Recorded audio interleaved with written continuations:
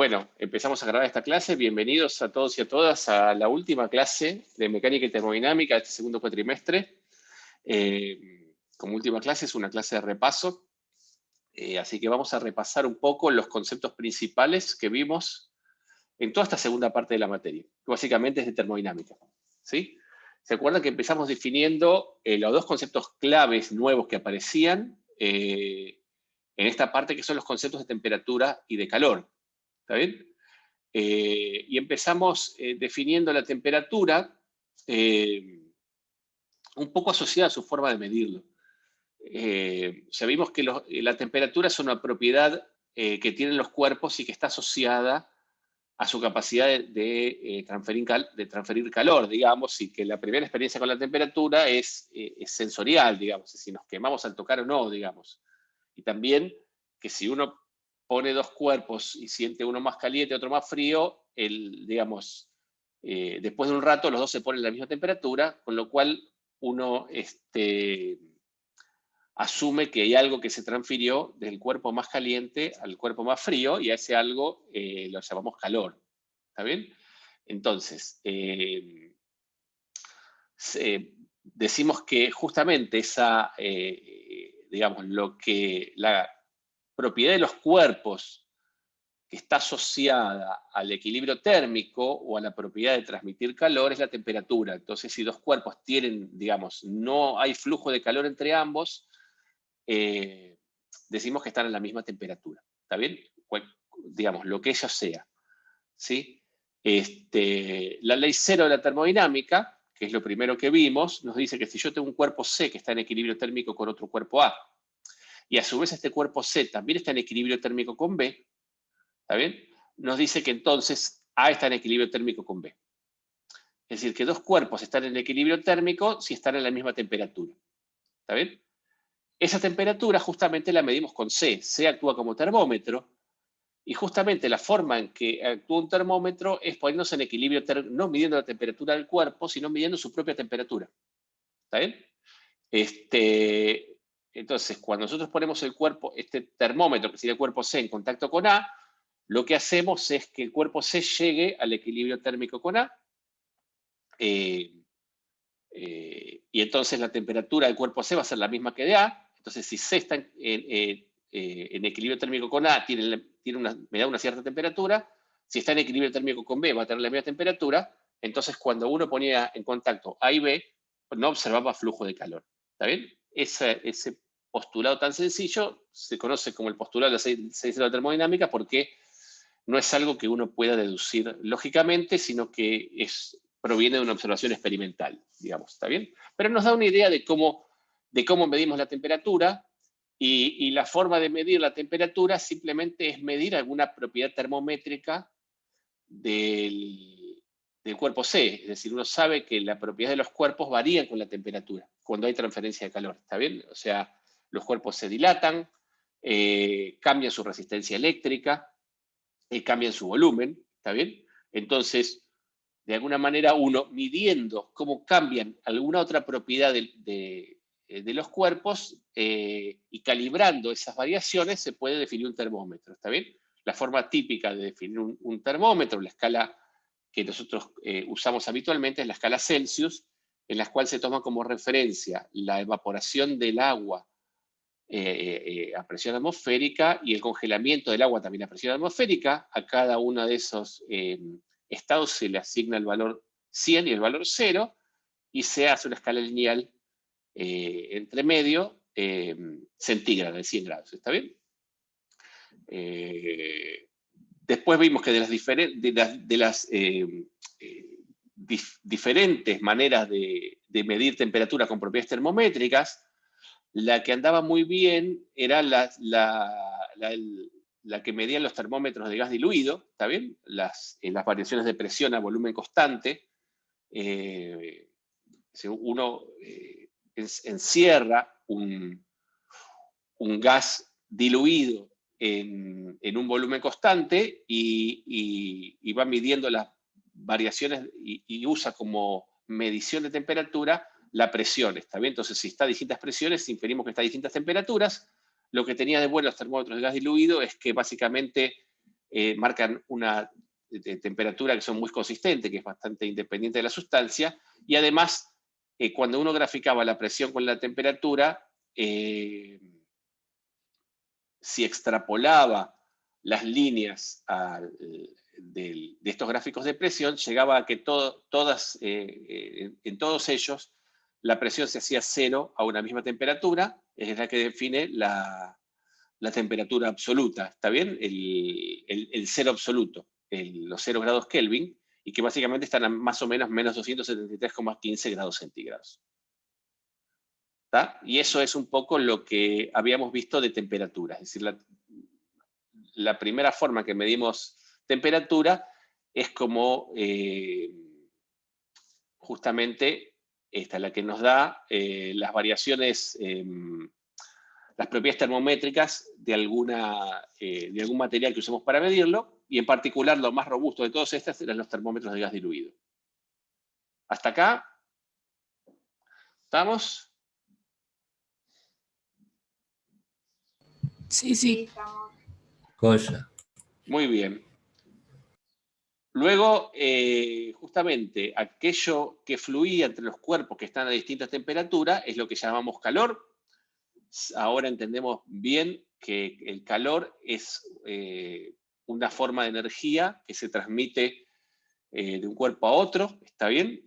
Que es una forma de energía que va hacia los grados de libertad internos, el movimiento de las moléculas internas, ¿está bien? Pero durante mucho tiempo se pensó que el calor era una sustancia que se transfería de un lado al otro, ¿está bien?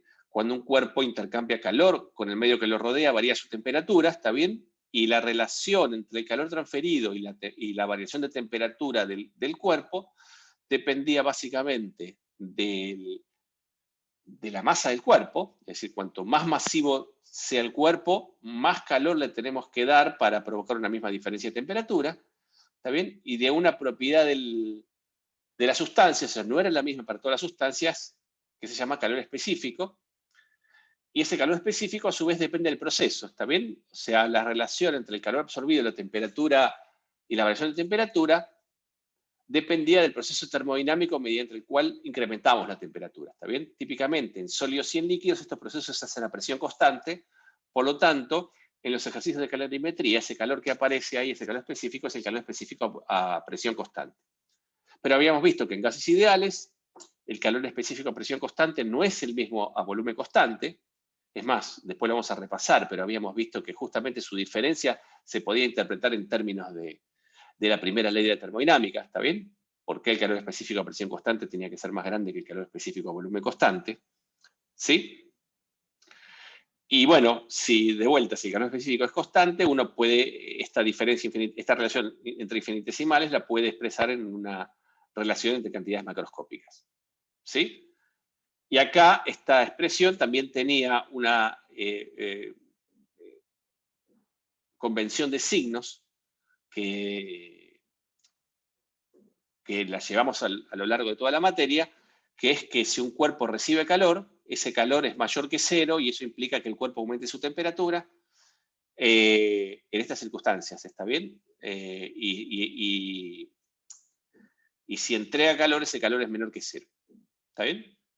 El calor se puede medir en calorías o en joules, ¿está bien? Esto en el experimento de Joule de las paletas fue cuando Joule demostró que la transferencia de calor era una forma de energía.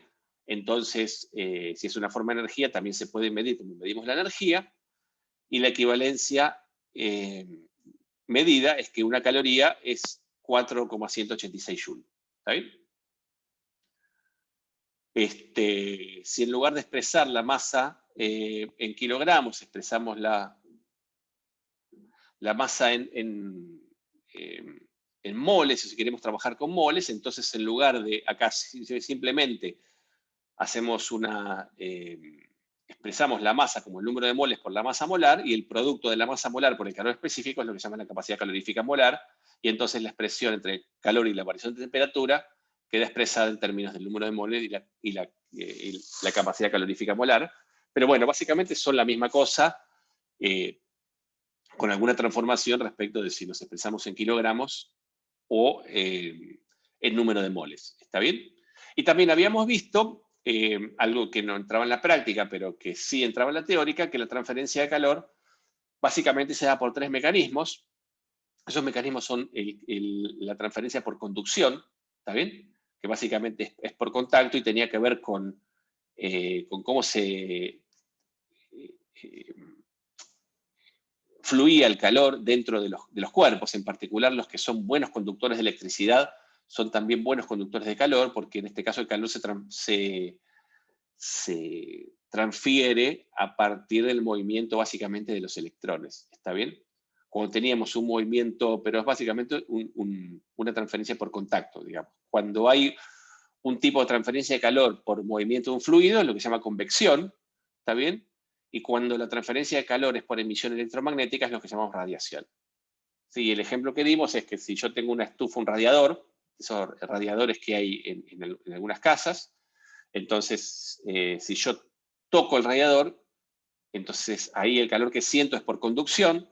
Si yo pongo la mano arriba, el calor que siento es por convección, porque lo que me está llegando es el aire que está cercano al radiador, que se calienta, disminuye la densidad, entonces sube, ¿está bien? Entonces ahí se da un movimiento bastante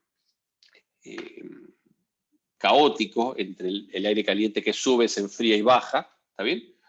Y si uno pone la mano al costado del radiador sin tocarlo y le llega calor, ese calor viene por la radiación electromagnética, ¿está bien? Cosas que van a ver en electrodinámica y óptica, en la siguiente materia de física que les toque cursar, en donde van a ver que justamente cualquier cuerpo que esté a una temperatura mayor que 0 Kelvin emite radiación electromagnética y básicamente los cuerpos a temperatura ambiente emiten una radiación electromagnética que está en el espectro de los rayos infrarrojos, básicamente. ¿Está bien? A temperaturas más altas, esa radiación se emite en el espectro visible y es cuando nosotros vemos, por ejemplo, que cuando calentamos un metal, ese metal se pone rojo vivo. En algún momento la emisión electromagnética que emite la podemos ver. ¿Está bien? Bueno, hasta acá. Todo bien. Todo bien, ¿no? Tranqui. Esta es la parte tranqui, ¿está bien? Después lo que vimos también es que una cosa que es importante cuando uno trabaja con estados termodinámicos es tratar de encontrar alguna relación que me diga cómo se vinculan las variables de estado que me describen el sistema, es decir, una función para los sistemas más simples posibles, que son los que vemos en esta materia, que quedan definidos básicamente, son sistemas homogéneos definidos por la presión, el volumen y la temperatura. Encontrar esas relaciones, encontrar una función entre la presión, el volumen y la temperatura, ¿está bien? En este caso está dada como una especie de función implícita de esta manera, pero a veces esa expresión es explícita como la que vemos para gases ideales, ¿está bien? Entonces, para gases ideales, que es la aproximación que uno tiene para gases extremadamente diluidos, la ecuación del gas ideal la podemos expresar, la forma en que ustedes la conocen, P por B igual al número de moles por la constante universal de los gases por T, pero también la podemos expresar como el número de partículas por la constante de Boltzmann por la temperatura. ¿Está bien? Donde la relación que hay entre ambas es justamente que el número de partículas que yo tengo en un gas es el número de moles por el número de Avogadro, y justamente el número de Avogadro por la constante de Boltzmann es la constante universal de los gases. ¿Está bien? Y que si uno grafica, digamos, típicamente los procesos típicos en un plano presión-volumen, como preguntaba hace un rato, creo que Sofi, entonces igual Sofi me preguntaba otra cosa de la primera ley, ya vamos a llegar ahí, digamos, ¿está bien? Pero en un gráfico presión-volumen, un proceso volumen constante se grafica como una recta vertical, un proceso de presión constante como una recta horizontal, una isoterma, un proceso de temperatura constante, ¿se acuerdan que era una hipérbola? Porque es una relación en la cual la presión es una constante sobre el volumen, ¿está bien? Y también dedujimos, que esto lo dedujimos en clase, como era la ecuación de las adiabáticas. Un proceso adiabático me da también una hipérbola, pero con un exponente mayor que 1, por lo tanto es una hipérbola que tiene más pendientes que las isotérmicas y por lo tanto una adiabática atraviesa las isotermas. ¿Está bien? Entonces, la ecuación de gas ideal, como ya les dije, es una ecuación que describe muy bien el comportamiento de gases diluidos, y como vimos en la clase anterior, es, a niveles microscópicos, es una aproximación en la cual las moléculas no interactúan entre sí. ¿Sí? Si uno tiene en cuenta las interacciones entre las moléculas, entonces la ecuación de estado no es de un gas interactuante, ya no es más la ecuación de estado del gas ideal, y tiene distintas ecuaciones de estado. Hay algunas que se llaman la aproximación del virial, pero la más conocida de todas es la ecuación de Van der Waals, ¿está bien? En donde justamente corrige la ecuación del gas ideal a través de dos términos, uno que corrige la presión y otro que corrige el volumen. Entonces, esta ecuación de Van der Waals básicamente introduce dos nuevos parámetros que son dependientes de las sustancias, A y B. ¿Está bien? Esos parámetros están relacionados íntimamente con cómo es el potencial de interacción. ¿Está bien? El parámetro B básicamente es el que corrige por la repulsión molecular, es que de alguna manera da una idea de que las moléculas no son cuerpos puntuales, sino que en algún momento pueden ocupar como un volumen finito. Eso hace que el volumen efectivo disponible para todo el gas sea menor que el esperado para un gas ideal. Y a su vez también la presión también se corrige por la atracción molecular, de manera que la presión de un gas ideal, la presión de un gas real es menor que la esperada por un gas ideal, justamente por la atracción molecular, y la atracción entre moléculas, ese término de alguna manera es proporcional a la densidad de moléculas al cuadrado, o sea, la probabilidad de encontrar un par de moléculas, por eso está corregido por un término que es n cuadrado sobre b cuadrado. ¿Está bien? Y básicamente esa tiene que ver, es el resumen, resumido, por supuesto, de la parte de ecuaciones de estado. ¿Alguna pregunta hasta acá? ¿Qué dice ahí cuando dice abajo de la ecuación de gases ideales, la de P por B igual a NRT? Dice N mayúscula igual a N chiquita, que era el número de moles por, y ahí El número de Avogadro. Ah, bien. El número de Avogadro, ¿está bien? O sea, el número de partículas que vos tenés lo puedes expresar como el número de moles por el número de partículas que tiene cada mol, que es el número de Avogadro. ¿Está bien? Entonces, el producto de N por K te queda como el número de moles por el número de Avogadro por K, y el número de Avogadro por K es la constante universal de los gases. Bien, gracias. De nada. Muy bien. ¿Estamos hasta acá? Sí. ¿Estoy yendo bien? ¿Estoy yendo rápido? ¿Estoy yendo razonablemente? Bien, buenísimo. Bueno, entonces, acá, y acá entraba la parte ya más importante de termodinámica, ¿está bien? Que son la primera y la segunda ley de termodinámica, ¿está bien?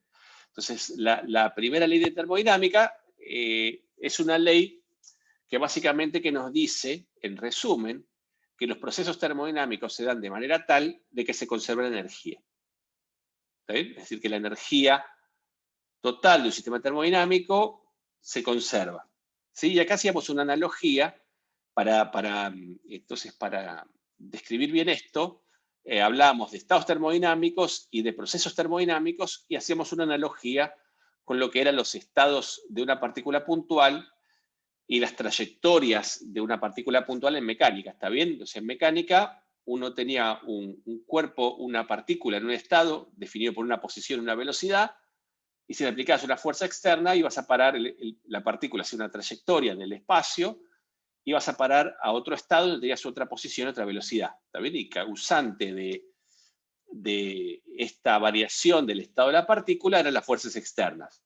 También habíamos visto que teníamos como una versión en términos de energía, ¿está bien? Que era que el trabajo de la fuerza resultante era igual a la variación de energía cinética. ¿Está bien? Era una versión escalar y simplificada de esto. ¿Está bien? Bueno, podemos hacer la analogía en términos de estados y procesos termodinámicos. Yo tengo un sistema termodinámico, es un sistema extendido, definido por una cierta presión, por un cierto volumen y una cierta temperatura. ¿Está bien?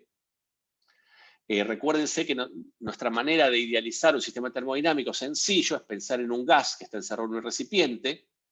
Ese gas tiene una pared móvil, un pistón, que es el que justamente se puede mover, indicando el trabajo que hace ese gas sobre el exterior o el trabajo que hace el exterior sobre el gas, y a su vez puede intercambiar calor, ya sea por estar en contacto con una fuente o con alguna fuente de calor, que significa estas llamitas que están acá abajo, ¿está bien? Pero básicamente, entonces, la manera que tiene un sistema de intercambiar energía con su entorno, en términos de termodinámica, es a partir del intercambio de calor con ese entorno o a partir del intercambio de trabajo.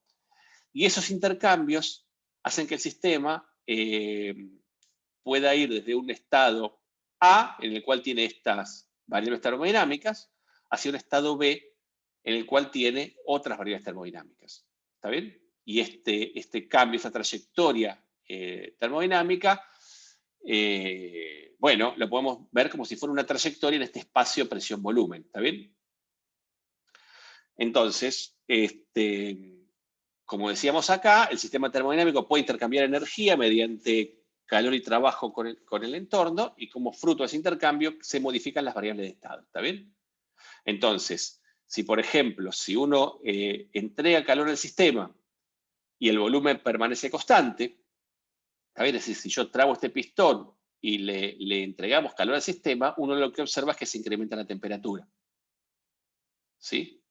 En cambio, si uno ahora destraba el pistón y le entrega calor, uno lo que observa es que esa energía que le da hace que el pistón se desplace, ¿está bien? Es decir, que el sistema haga trabajo sobre el exterior, pero, digamos, a menos que defina alguna condición más, con esto que estoy diciendo, es muy difícil saber qué va a pasar con la temperatura. Es decir, yo puedo tener este tipo de procesos en el cual el sistema recibe calor y va aumentando el volumen, ¿está bien?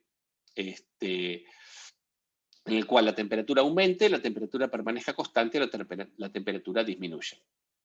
¿Sí? Si por otro lado aislamos el sistema, o sea, no lo dejamos intercambiar calor con el entorno, ¿está bien? Y lo aislamos con paredes adiabáticas, es decir, justamente con paredes que no les permitan el intercambio de calor, y comprimimos al sistema, lo que vemos es que el sistema recibe trabajo, ¿sí? El trabajo es menor que cero, y también puede incrementar su temperatura. Así que podemos incrementar la temperatura del sistema solo con trabajo mecánico. ¿Está bien? Estas dos maneras, ya sea por intercambio de calor o por intercambio de trabajo, son dos maneras de entregar energía al sistema. ¿Está bien? Esa energía interna del sistema, si bien es la energía en términos moleculares, es la energía que tienen todas las moléculas. ¿Se acuerdan del experimento de Joule, que había encontrado una forma de medir esa energía? Simplemente, o una forma bueno, lo que encontró Joule es cómo se podía medir las variaciones de energía con un movimiento de una pesa externa, ¿está bien? Y lo que medía justamente era variaciones de temperatura. Entonces él infería que esas variaciones de temperatura, de alguna manera, eran una medida de la variación de energía interna del sistema, y entonces uno lo que observa es que cada vez que el sistema recibe energía, el sistema aumenta su temperatura. Entonces interpreta esto como que en cualquiera de estos procesos la energía se conserva. Es decir, la forma que tenemos de expresar esto es lo que se conoce como el primer principio de termodinámica, en donde decimos que la variación de energía interna es igual al trabajo menos el calor menos el trabajo. ¿Está bien? Acuérdense que el trabajo está definido como el trabajo propio del sistema, es decir, que si el sistema hace trabajo, entonces el sistema aumenta su volumen. El sistema hace trabajo para el exterior, en condiciones adiabáticas, el sistema disminuye su energía interna, y si el sistema recibe calor, el sistema aumenta su energía interna. ¿Está bien? Es decir, que el primer principio de termodinámica nos dice que los procesos termodinámicos se dan de manera tal que se conserva la energía. Es decir, que cualquier variación de la energía interna es el calor recibido menos el trabajo realizado.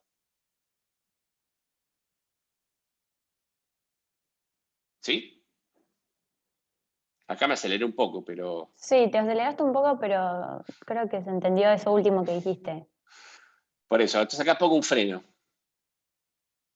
¿Está bien? ¿Alguna pregunta? ¿Se entiende un poco esto? Sí, lo trabajamos bastante, ¿no es cierto? ¿Puedes subir un poquito, Pablo? Sí, dale, Martín. A la hoja de antes. ¿A la hoja de antes? ¿Acá? Ahí. ¿Esta parte? Sí, pero para copiar nomás. Ok. Mientras tanto, podemos charlar de una cosa que últimamente me estuvo haciendo ruido cuando estaba terminando la guía de la 10. Ujú. Como a veces, creo que era por esto, porque no tenía claro que esto va a quedar grabado, pero bueno. Que ¿Querés, el ¿querés que pause la trabajo... grabación? No pasa nada. Digo, como que el trabajo realizado Sí, era por el sistema. sí, Y el calor es el calor que recibe el sistema. sí. Creo Eso que nunca tuve muy en claro todos estos conceptos, entonces...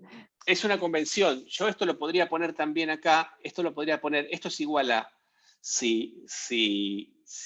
digamos, cuando uno hace acá, asume. Fíjate que esta definición este enunciado de la primera ley asume que la presión del sistema está siempre bien definida. Por lo tanto, es una definición para procesos de equilibrio, para procesos reversibles. ¿Está bien? Claro, bien. Pero en esos procesos reversibles, digamos, uno se da de manera tal que básicamente la presión interna y la presión externa son más o menos, son prácticamente iguales, con lo cual yo acá, esto podría poner que esto es igual, y esto sí, yo sé que lo vieron en la práctica así, y lo usan, el trabajo más, el calor más el trabajo de las fuerzas externas, ¿está bien? En donde el Claro, trabajo de sí. las fuerzas externas es menos el trabajo del sistema. Claro, ahí es donde me entré a Si la marear, evolución porque... es en equilibrio, digamos. Ahora, si la evolución es irreversible, si la evolución es fuera de equilibrio, este trabajo del sistema no está bien definido, pero si vos conocés la presión externa, podés calcular eso de esta manera. Bien. Sí, ahora cuando avancemos y veamos los diferentes casos, supongo que voy a Dale, tener que frenar un poco de nuevo, porque tuve como ahí una anoche justo crisis. digo, pero ¿cómo vine resolviendo todo si no entiendo de quién es este trabajo y esas cosas? Pero básicamente, como lo vemos acá, este trabajo es el trabajo del sistema. ¿Está bien? Entonces, si el sistema se expande, ¿sí? La fuerza que hace el sistema va en la dirección del movimiento del pistón. Por lo tanto, el trabajo ahí es positivo, ¿sí? Pero imagínate que si el sistema se está expandiendo, lo está haciendo a costa de su propia energía interna. Entonces, cada vez que el sistema hace trabajo, tiene que disminuir su energía interna. Por eso va un menos acá. Claro, sí, tiene ¿Te das sentido. cuenta? En cambio, cuando el sistema se comprime es porque está recibiendo trabajo. En ese caso, el trabajo es negativo y si el trabajo es negativo, eso contribuye a un aumento de la energía interna. Por eso acá va un menos. ¿Estamos Claro, bien? bien. Sí. Dale. Entonces, como decíamos acá, lo interesante acá es que si uno calcula el calor para ir de un estado al otro o el trabajo, uno se da cuenta que si uno realiza dos procesos termodinámicos distintos, ¿está bien? Es decir, que involucran distintos valores de presión y volumen y temperatura a lo largo de ese proceso termodinámico, cuando uno calcula el calor intercambiado, por ejemplo, cuando voy desde I hasta F por el camino 1 y por el camino 2, se da cuenta que ese calor es distinto si uno lo calcula por el camino 1 que por el camino 2. Y lo mismo pasa con el trabajo, ¿está bien? Acá es más obvio porque el trabajo cuando yo grafico un proceso en el plano PV, el trabajo era directamente el área bajo la curva. Entonces acá uno puede ver tranquilamente que el trabajo realizado cuando yo voy por el camino 1 es mayor que el trabajo que voy por el camino 2. ¿Eso lo ven todos? Sí. Entonces, el calor y el trabajo son cantidades que dependen del proceso, ¿está bien? Es decir, no solo depende de los estados iniciales y finales, también sino del proceso que los conecte, pero la diferencia entre calor y trabajo, que justamente es la variación de energía, no depende del proceso, ¿está bien? Es decir, que ahí lo que pasaba es que la variación de energía solo depende de los estados inicial y final, y cuando eso pasaba decimos que esa magnitud, esa función, es una función de estado, porque solo depende del estado del sistema ¿Está bien? Y sus variaciones solo dependen entonces de los estados entre los cuales estamos calculando esas variaciones y no independientemente del proceso, digamos. Y eso era muy, muy fuerte, lo mismo pasaba con la entropía también es una función de estado, porque eso nos permite calcular las variaciones de estas funciones siguiendo siempre un proceso en el cual podamos calcularla. ¿Está bien?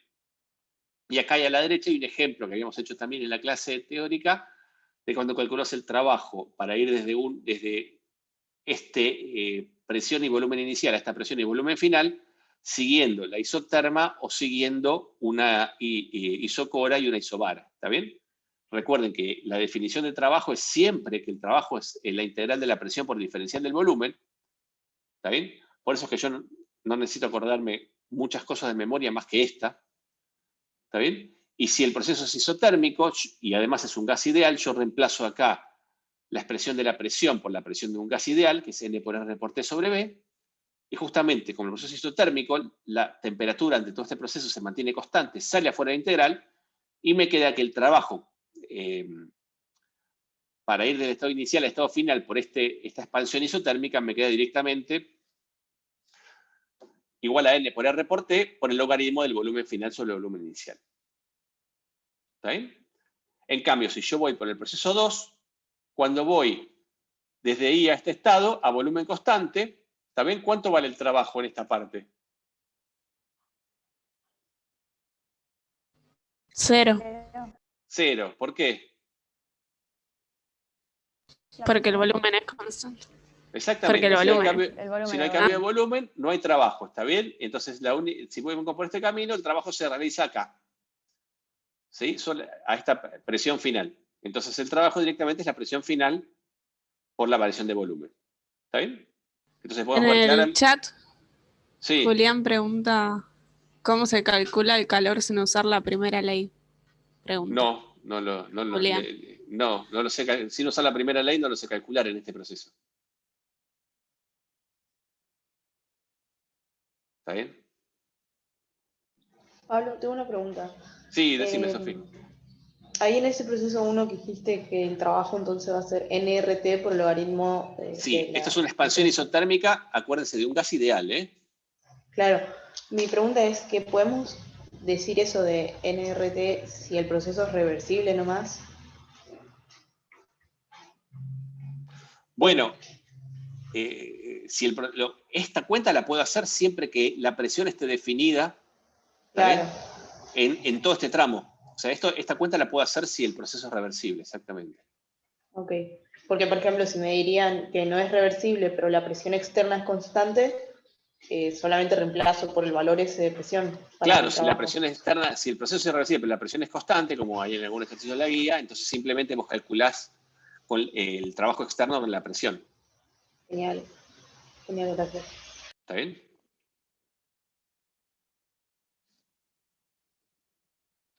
Muy bien. Y acá están los casos particulares que vos me preguntabas, ¿no es cierto, Sofi? Sí, sí. Entonces, yo tengo un sistema aislado en el cual el sistema, tengo un proceso en el cual el sistema no intercambia calor y tampoco realiza trabajo. Esa es la definición de sistema aislado, ¿está bien? Está totalmente aislado del exterior. Entonces, en cualquier sistema aislado, la variación de energía es 0. ¿Está bien? O sea, la energía no cambia en un sistema aislado. Si lo que tenemos es un proceso cíclico, es decir, un proceso en el cual el sistema termina en el mismo estado que comenzó,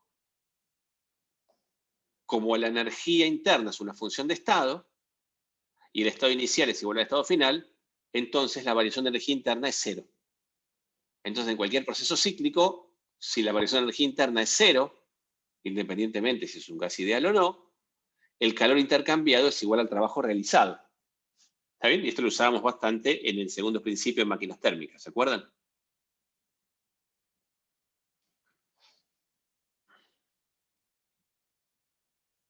Entonces, si el ciclo se recorre en sentido antihorario, voy así, vengo acá y vuelvo para acá, el trabajo total, ¿cómo va a ser?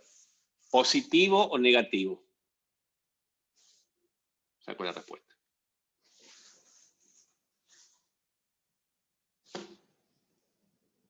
¿Por dónde vas? Perdón, que no vi. Voy en sentido antihorario. ¿Está bien? No está bien dibujado porque acá está esta flecha.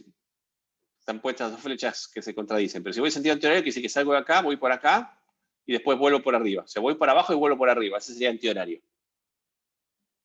No sé, primero positivo y después negativo porque se llega hasta el mismo lugar, pero no Claro, quedaría pero- cero. No, quedarían negativos, porque el de compresión es más grande que el de expansión. ¿Lo ves eso, Martín? No. Porque imagínate, mira, yo te pongo una recta. ¿Está bien? Acá. Bueno, me queda una recta blanca.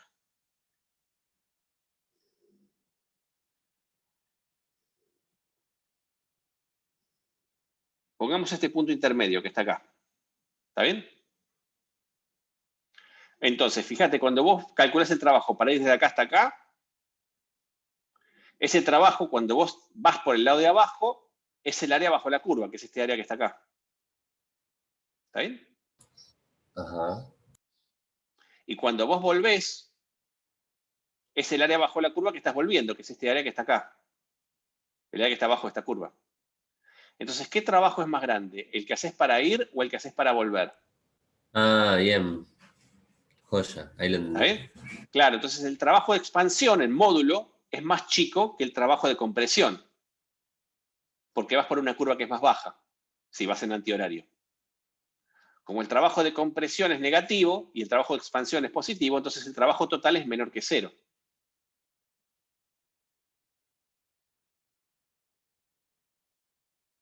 Y por lo tanto el calor total es menor que cero.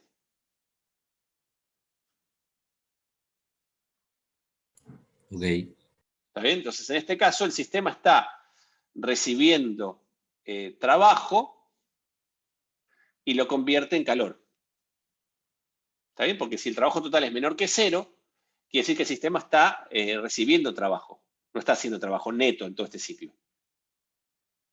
Es decir, que en este caso, si yo hago un ciclo antihorario, esto se está comportando como si fuera un refrigerador, no una máquina térmica.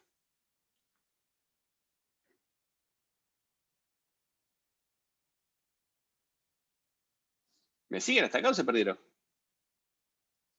Me perdí un poco. ¿Por qué? Eso último, si podrías repetir, por favor.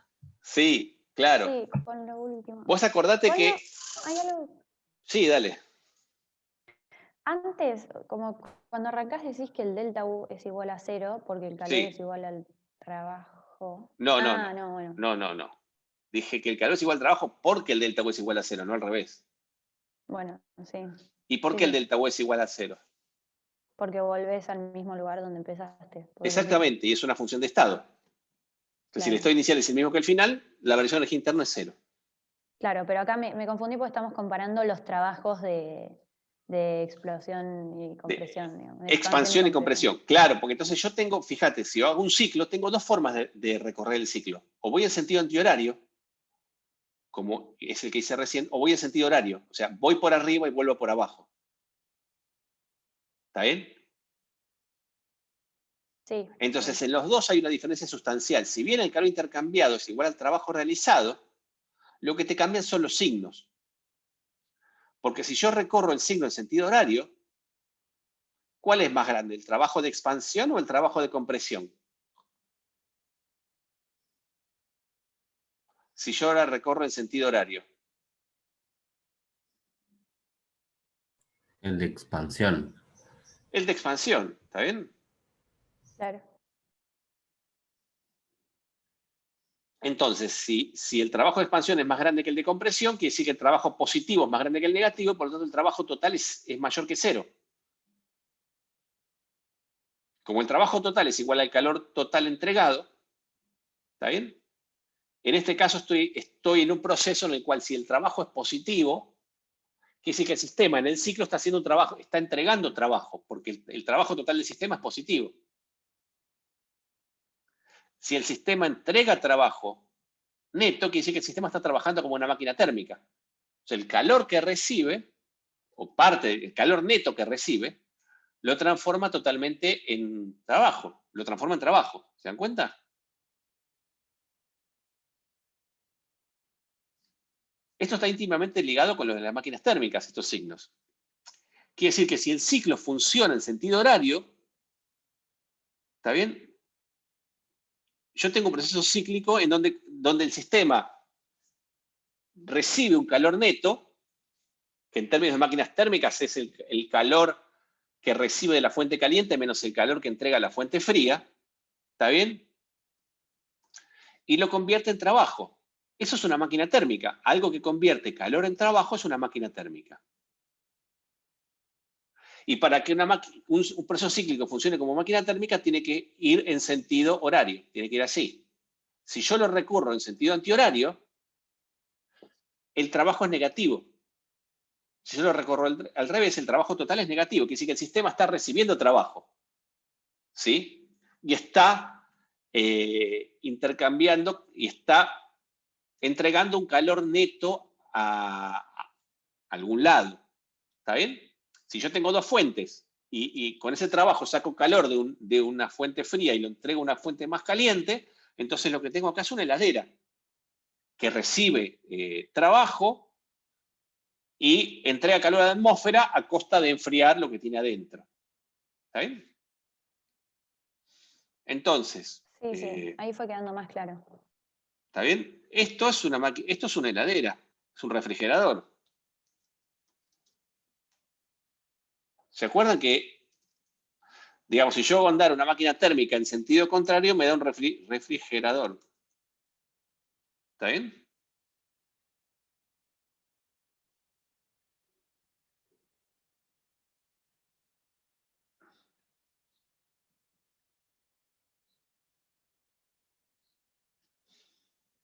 ¿Sí? ¿Lo ven o se confunden todavía con esto? No, yo ahora lo vi mejor. A mí me cuesta ver el ciclo que se recorre. Tipo ¿Y acá? No, claro, pero cuando nosotros dibujamos, por ejemplo, las fuentes con la máquina y el calor, como que Ah, y eso ahí no. estamos viendo el ciclo, por eso. Listo, ok. ¿Está bien? Lo ves cuando, por ejemplo, haces o sea, los ciclos lo vimos cuando pusimos, qué sé yo, nosotros vimos el ciclo de Otto o el ciclo de Carnot, ¿te acordás? Ahí haces un ciclo. Ok. ¿Está bien? Y en esos dibujos había un poco la relación entre el ciclo y lo que sería la máquina térmica. Si querés te muestro, ¿querés que lo veamos en el libro un toque? No tengo un dibujito de eso ahí. No, está bien, sigamos. Bueno, ahora si no lo vemos en un ratito. Pablo, Bueno, a mí me sí. queda la duda que no lo termino de ver en el sentido horario, el Sí. tema de, o sea, del trabajo de expansión. Sí. Ahí, digamos que comienza expandiéndose y después se comprime. Claro, comienza expandiéndose y después se comprime. Pero el área ahí es más chica, digamos, que el de compresión. Entonces, No, porque el área es entre acá y el eje de acá, ¿eh? Ah, claro. Acordate que yo esta línea la marqué para marcar este punto equivalente, digamos, pero el área es entre acá y el punto de abajo. Siempre es es el área bajo la curva, es entre la curva y el eje horizontal. Claro, sí, me estaba mareando. Sí, totalmente. No te confundas con esta Claro, línea. ahora sí tiene sentido. Okay. Claro. Gracias. De nada. Tú tendría que hacer que esta línea roja sea así, mira. Pablo, yo tengo una duda. Decime. Que no me termina de quedar claro. El trabajo de expansión Sí. sería desde que sale hasta que llega al punto, digamos, que está, por ejemplo, en este caso, a la misma altura, a la misma altura de la línea roja, digamos, pero del otro lado. Y después de ahí. Estoy simplificando acá, ¿eh?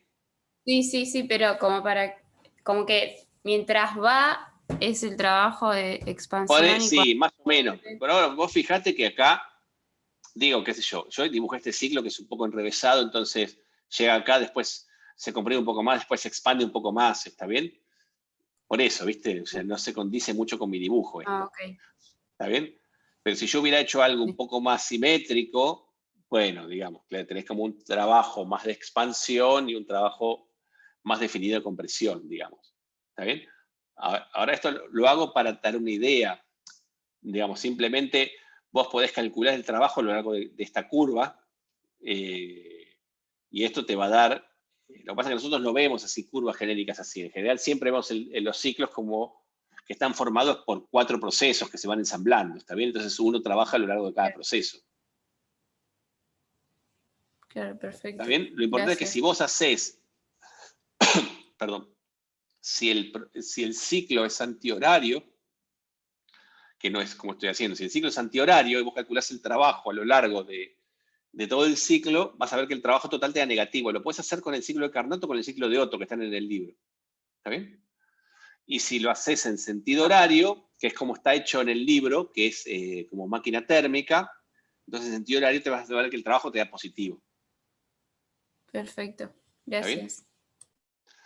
Buenísimo.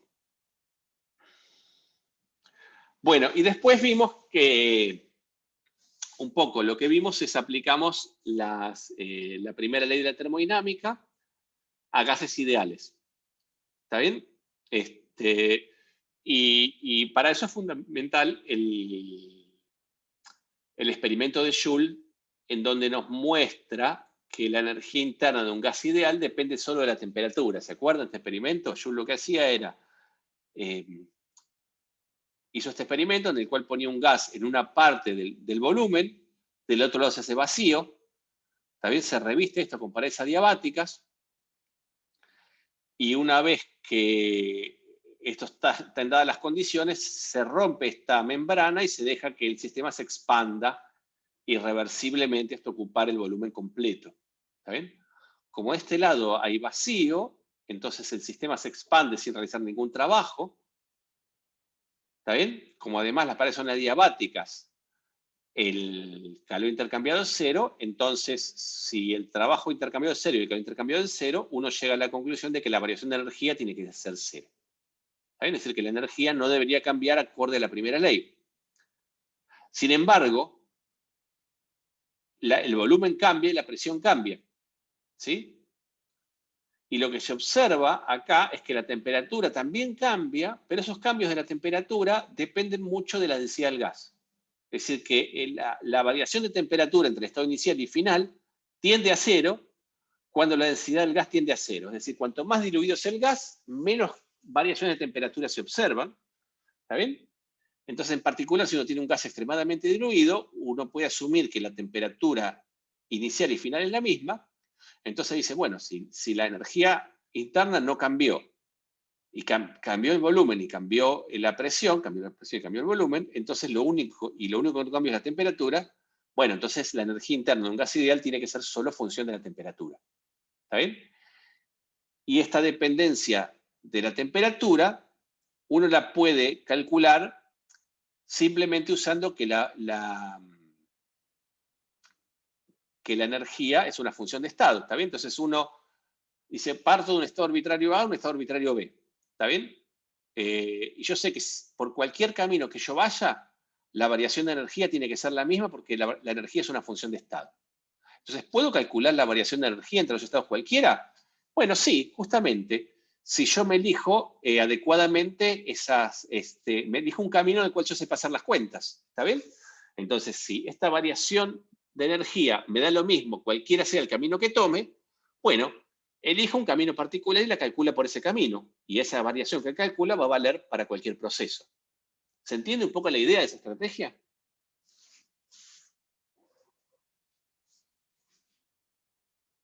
¿Podés repetir la estrategia? Porque Sí, totalmente. ¿Estoy yendo muy rápido de vuelta? no, fue como un momento de emoción, creo, pero... Momento de recuerden, emoción. Estamos exagerando un poco ahí, ¿no? A ver.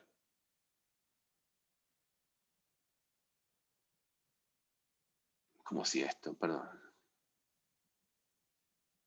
Ahí está. De acá sacamos que la energía interna de un gas ideal tiene que depender solo de la temperatura. ¿Acá estamos bien? Del experimento de Joule. Sí. Recuerden que esto solo se puede sacar así a nivel termodinámico solamente a partir de este experimento. Está bien, es una observación experimental. Después vimos cuando hicimos la teoría cinética de los gases que esta relación la podíamos sacar explícitamente asumiendo un conjunto de moléculas puntuales no interactuantes. ¿Está bien? Que es lo que hicimos en la última clase. Entonces, acá, digo, si yo sé que la energía es una función de estado, y sé que tengo un gas ideal, ¿puedo calcular la variación de energía interna para dos estados cualquiera? Es decir, si yo tengo un estado A y un estado B, cualquiera que sean, ¿está bien? ¿Puedo calcular la variación de energía interna de estos estados para un gas ideal? La respuesta es que sí. ¿Cómo hago? Bueno, aprovechando justamente eso, que la energía es una función de estado. ¿Qué quiere decir que la energía es una función de estado? Que si yo calculo la variación de energía por este camino, me va a dar la misma que si yo la calculo por este camino o por cualquier otro camino que conecte estos dos estados. ¿Hasta acá vamos? Sí. Sí, Entonces, si la variación de energía me da lo mismo, independientemente de qué camino tome, bueno, voy a elegir un camino que a mí me convenga. O sea, un camino en el cual yo sepa calcular esa variación de energía. Y después, si yo calculo esa variación de energía para ese camino, va a valer para cualquier otro, porque justamente es una función de estado. Esa es la idea. claro. Bien, ¿Está bien, bien? bien. Entonces, ¿qué hago? Digo, tengo este estado y tengo este estado. Entonces dibujo las isotermas que pasan por cada uno de ellos. ¿Sí? Entonces identifico que este estado está a una temperatura T sub B y a este una temperatura T sub A. Entonces voy a conectar estos dos estados a través de dos caminos. Primero, voy a hacer una expansión isotérmica desde A hasta el estado C, hasta llegar a un estado que tiene el mismo volumen que B, está bien, pero está a una menor temperatura. Y después le voy a subir su temperatura a volumen constante. ¿Estamos bien? Bien. Como la variación de energía es una función de estado, la variación de energía entre A y B la puedo calcular como la variación de energía entre A y B pasando por C. Es decir, que la variación de energía entre A y B la puedo calcular como la variación de energía entre A y C más la variación de energía entre C y B. Ahora, ¿qué me dijo Joule? ¿Cuánto vale la variación de energía entre A y C cuando voy por esta isoterma? 0. Pero, Cero, porque si la energía solo depende de la temperatura, las curvas de temperatura constante también son curvas de energía constante. ¿Está bien? Porque si la temperatura es constante, la energía es constante. Entonces, esta variación es cero. ¿Sí? Entonces, la variación de energía entre A y B solo es igual a la variación de energía entre C y B. ¿Está bien? Y la variación de energía entre C y B la puedo calcular usando el primer principio.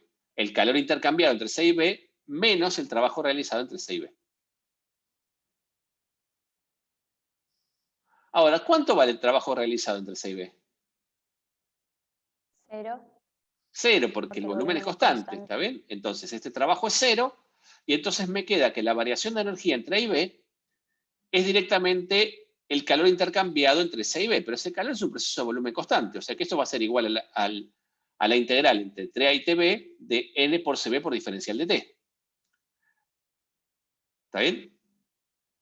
Si el calor específico es constante, lo cual es válido para un gas ideal, entonces uno saca esto para afuera y saca que la variación de energía entre dos estados cualquiera para un gas ideal, la puedo calcular como N por CB por la diferencia de temperaturas entre esos dos estados. Y eso vale para cualquier dos estados, independientemente ahora si lo que los conecta es un proceso isocórico o no. ¿Se dan cuenta?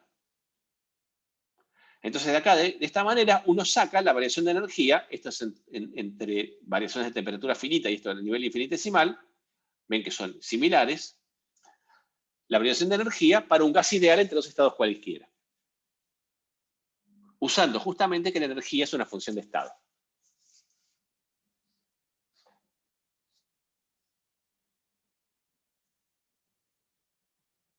Perfecto.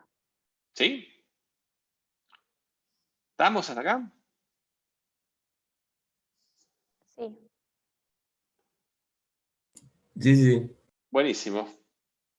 Bueno, Y acá, procesos típicos, ¿está bien? Para Sofía. Si yo tengo un proceso adiabático, en un proceso adiabático el calor intercambiado es 0, entonces directamente la variación de energía me queda igual, en términos de la primera ley, a menos el trabajo, ¿está bien?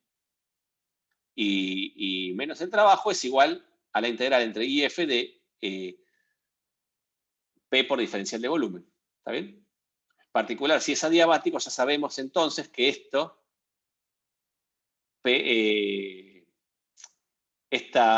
la dependencia con el volumen, P por B a la gamma es una constante, ¿está bien? Así que sabemos que si el proceso es adiabático, además tendríamos herramientas para calcular esta integral, ¿sí? A mí me queda la duda acá, esta presión es la del sistema. Es la del sistema, porque nosotros siempre, o sea, hasta ahora siempre sacamos la del sistema. ¿Está bien? Si yo trabajara con la presión externa, entonces la variación de energía sería igual a más el trabajo externo.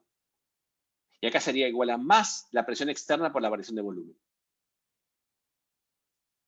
Claro. ¿Está bien? Y, okay. Pero si el proceso es adiabático, la presión externa no va a ser constante tampoco. Ok. No, está bien. Bien, sigamos. ¿Sí? ¿Estamos hasta acá? Si el proceso es isobárico, o sea, si la presión es constante, entonces el calor intercambiado es distinto de 0, el trabajo intercambiado es distinto que 0. El trabajo, si la presión es constante, lo puedo calcular simplemente como la presión por la variación del volumen. Y el calor lo puedo intercambiar, lo puedo calcular con el CP, con el calor específico a presión constante. ¿Está bien? Como N por CP por la variación de temperatura.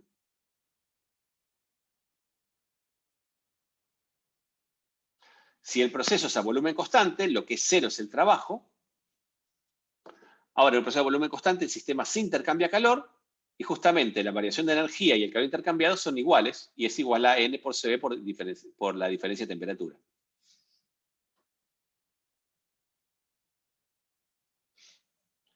Y si lo que es constante es la temperatura, ¿está bien? Si yo tengo un gas ideal, solo para el gas ideal, si la temperatura es constante, la energía también es constante. Por lo tanto, la variación de energía es 0. Y entonces, si la variación de energía es 0, para una expansión isotérmica de un gas ideal, el calor intercambiado es igual al trabajo realizado, es la integral de P diferencial B que me daba esto de acá, N por R por T por el logaritmo de los volúmenes. ¿Está bien? Esto quiere decir que si yo tengo una expansión isotérmica, si el gas es ideal, toda la energía que absorbe por calor la transforma íntegramente en trabajo. ¿Sí? ¿Para lo podemos repetir? Sí, ¿qué parte? ¿La última? Sí, lo último. Lo último, si la energía interna no depende de la temperatura, perdón, si yo tengo un gas ideal, sé que la energía interna solo depende de la temperatura. Sí. ¿Es cierto? Entonces, si la temperatura no varía, ¿va a variar la energía interna? No. No. Entonces, en un proceso isotérmico de un gas ideal, la variación de energía es 0. Si la variación de energía es 0, ¿qué te dice el primer principio?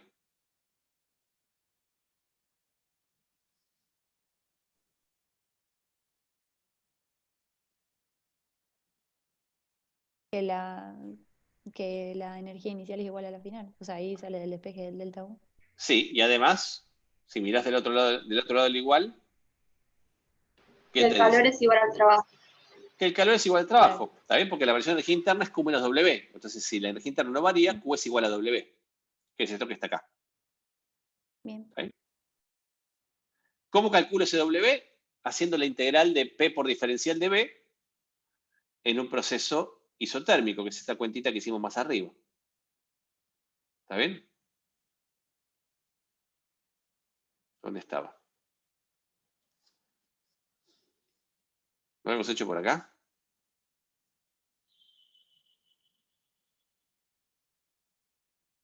¿No había hecho? ¿No teníamos esa integral en algún lado? Acá. Esta de acá. ¿Está bien? Si el proceso es isotérmico, es esta integral P por diferencial de B, uso la presión del gas ideal, como la temperatura es constante sale afuera, me queda esto de acá. Sí, bien, bien, bien.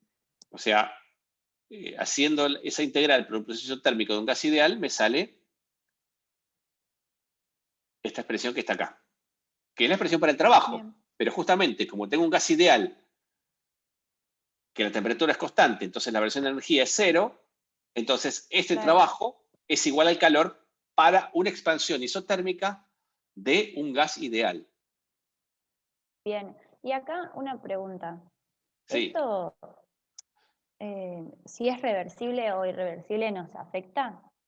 Bueno, acá claramente es reversible el proceso, porque si yo puedo hacer esta integral, quiere decir que durante todo el proceso el sistema tiene bien definidas sus variables termodinámicas, ¿está bien? O sea que Claro. está haciendo una expansión cuasi estacionaria, es un proceso reversible. Bien. Pero para todos estos casos, ¿es así o no? Todos estos casos que yo puedo hacer estas cuentas son procesos reversibles, Son ¿está procesos bien? reversibles. Bien, bien. El Eso no me había proceso, quedado. un proceso irreversible de un gas ideal que me conecta, este es el que vimos con el ejemplo de la entropía, que es la expansión libre de un gas ideal. Ahí el sistema evoluciona de un estado que tiene una temperatura a un estado final que tiene la misma temperatura. ¿Está bien? Pero esa evolución es reversible. Es irreversible, perdóname.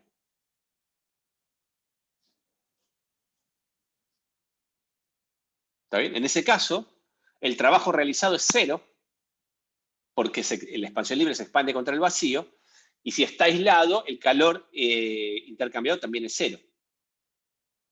¿Sí? Como pasa en el experimento de Joule este que está acá. Este es un estado que conecta dos puntos de la misma temperatura, pero de forma irreversible. O sea, vas desde acá hasta acá, pero por Claro. un camino en donde no realizas trabajo y no intercambias calor. Bien. No, mi confusión venía porque creo que en algún momento en la práctica nos dijeron que reversible era si la presión externa era igual a la interna Claro. y irreversible si la presión externa era constante. Bueno, sí, en Pero ese como caso, que cuando la presión externa no es igual a la interna, digamos. Sí, claro. Cuando no Claro, tenés pero a definida la veces. interna. Claro, pero no lo tenía con esa palabra de, bueno, no la tengo definida. Entonces había problemas que no me la definían y yo decía, ¿y ahora qué hago? Claro. O sea, porque bueno, no pero sabía si cómo el sistema encararlo. se expande contra una presión externa de forma irreversible, entonces vos podés calcular el trabajo externo, digamos, Para. Si el sistema se expande contra una presión externa. contra la presión externa y Si tengo la la presión presión externa es externa constante, definida. entonces el Bueno, trabajo, claro. la presión externa está bien definida y el trabajo externo es la presión por el diferencial de volumen. Claro, a veces podía usar la cosa Claro, externa. exactamente. Sí, bien. No, sí, está bien. Ahora capaz que me va a quedar más claro. Porque Pablo, matemáticamente lo podía resolver, pero necesitaba saber qué cosas usar. Claro, exacto. vos acá recién dijiste que podíamos calcular el trabajo externo con la presión externa, ¿no? Si a vos te dan la presión, claro, si el sistema evoluciona reversiblemente, la presión externa es igual a la presión interna. Claro, o Si sea, porque no, como, sí, si el proceso o es sea, seguramente... Sí, perdóname, te interrumpí 2 veces. no, termina. Dale, dale. O sea, porque en la práctica nos dijeron que siempre, o sea, como que la definición de trabajo es la presión externa por el diferencial de volumen. Bueno, Entonces ahora esa es me mezcla un poco. porque esa definición de trabajo la tenés siempre bien definida independientemente si el proceso es reversible o irreversible. Ah, Mientras ok. que esta definición de trabajo solamente vale para procesos reversibles, porque tenés que tener bien definida la presión de tu sistema. Ah, ok. ¿Está bien? Por eso, Y cuando digamos, si es claro, reversible, los dos trabajos son iguales a menos un cambio de signo. ok. El trabajo interno es menos el trabajo externo.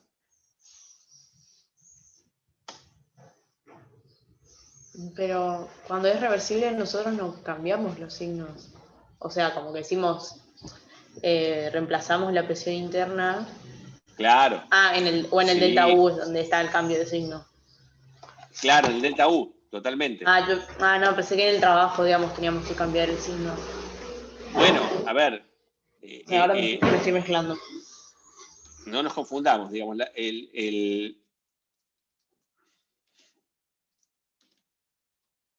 la primera ley la puedes expresar así.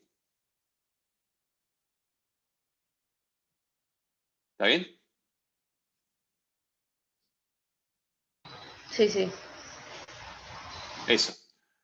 Entonces, así o así. El trabajo externo y el trabajo... Este es el trabajo externo que difieren un signo del trabajo interno. ¿Está bien? Por eso entran distintos acá. Bueno, el trabajo externo siempre, digamos, o sea, lo que pasa es que si, digamos, si vos tenés la presión externa y el sistema se expande en volumen, el trabajo externo es negativo. ¿Está bien? O sea, cuando un sistema se está expandiendo, el trabajo interno es positivo, pero el trabajo externo es negativo.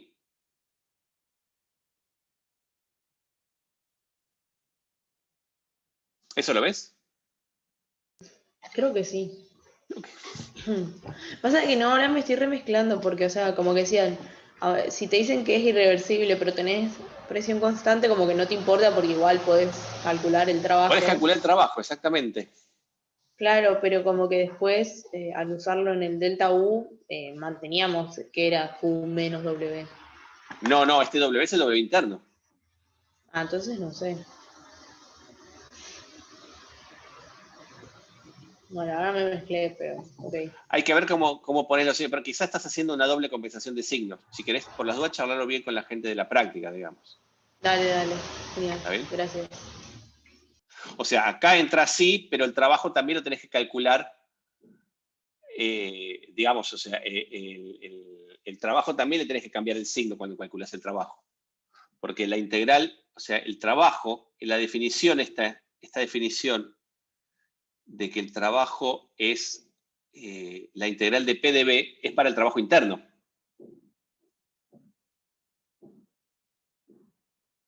Porque este trabajo te da positivo si el sistema se expande. Si yo acá uso la presión externa, acá le tengo que poner un signo menos.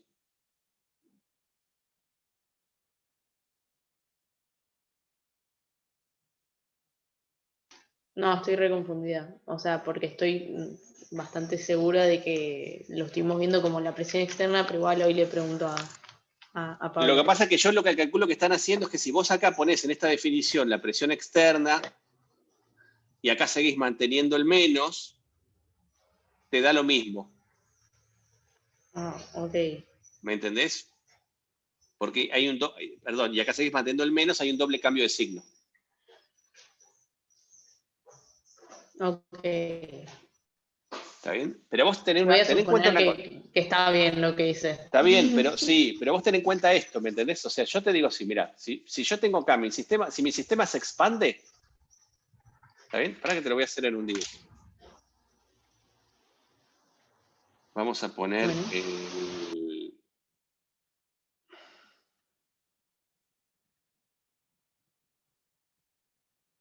el whiteboard, ¿está bien? Entonces, imagínate que yo tengo acá, esta es la pared que se está expandiendo, ¿está bien?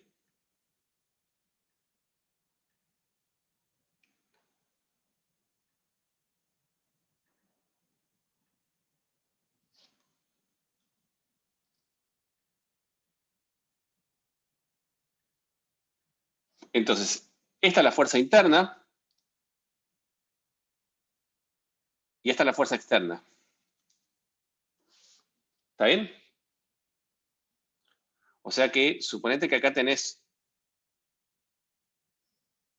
esto que está acá, este sería tu sistema. ¿Está bien? Me quedó medio chanfleado.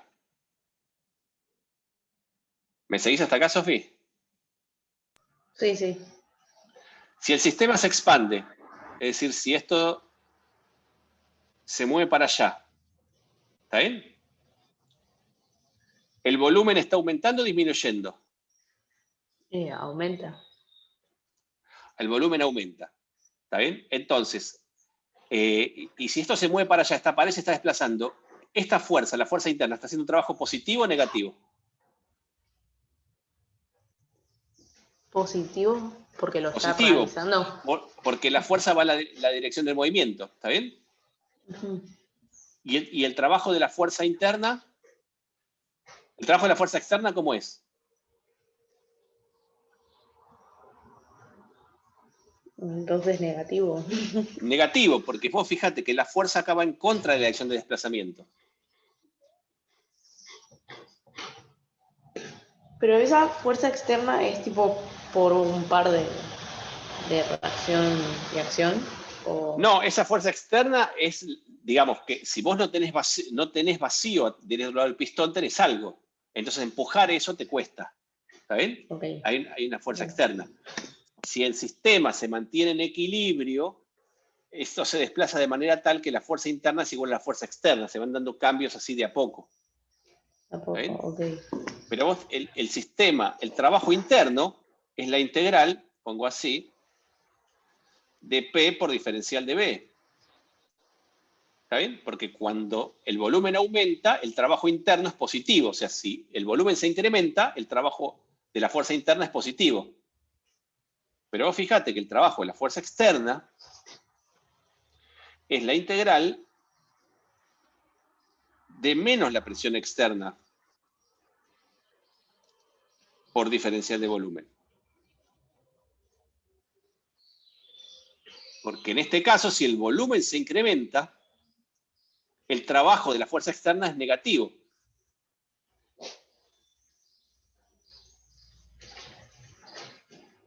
O sea, ¿y los límites de integración son los mismos? Los límites de integración ¿son siempre estoy cambiados? poniendo que no, son volumen inicial y volumen final. ¿Está bien? Claro, pero como que digo, tipo el volumen inicial de uno. No, acá estoy usando los mismos límites de integración en ambos. Ok.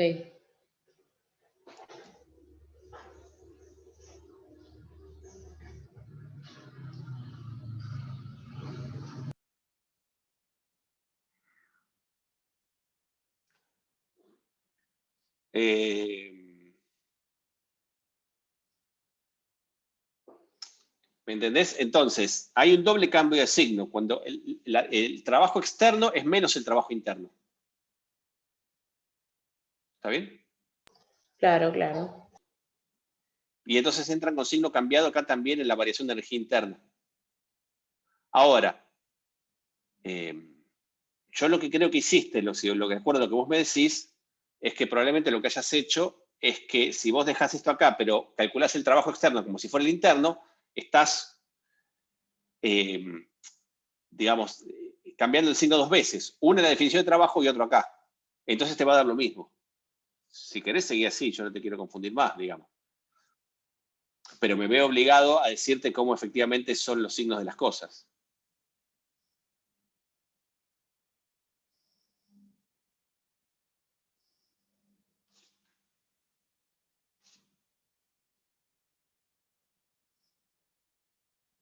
¿Maldito repaso? Sí. No, igual lo hablo hoy en la práctica también por las dudas. Hablalo, Gracias, sí, Pablo. sí, hablalo y también va a tener una clase de consulta, digamos, hablalo bien, ¿está bien?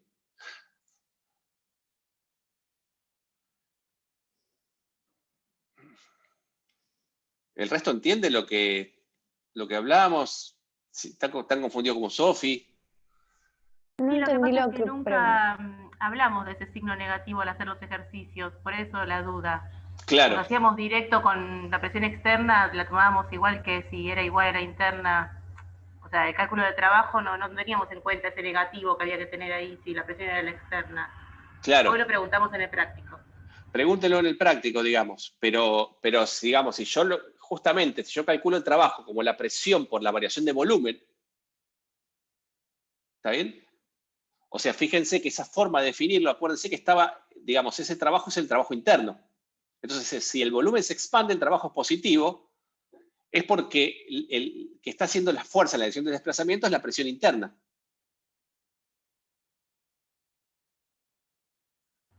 Sí, se entiende, profe. Estábamos confundidos porque nunca antes lo habíamos usado nada más. Ok.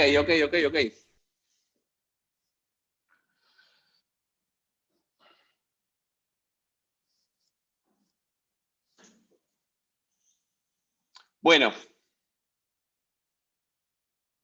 eso sería un poco el resumen de la primera ley.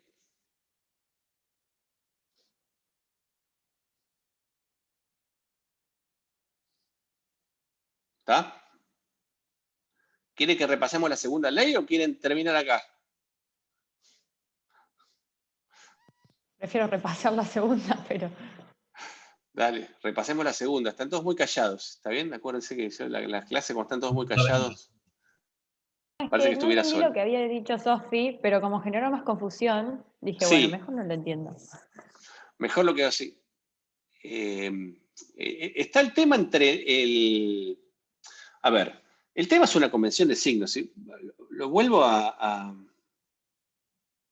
No, igual no pasa nada. O sea, yo estoy contenta con todo lo que entendí hoy, así que...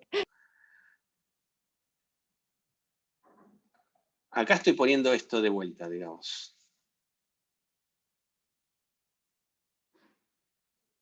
No, el martes ya no hay clases, digamos. Esta es mi última clase.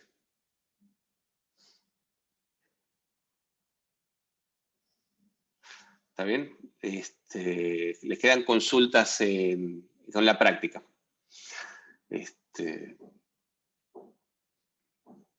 Así que bueno. Bueno, digo, lo que les quiero mostrar acá es esta convención de signos, ¿está bien? Gracias, Julián. Sí, es la despedida. Después nos veremos en el final cuando podamos tomarlo, pero es la despedida.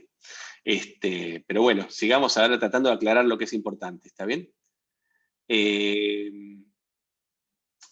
Yo quiero que entiendan que lo que nosotros hicimos es parte de una convención de signos.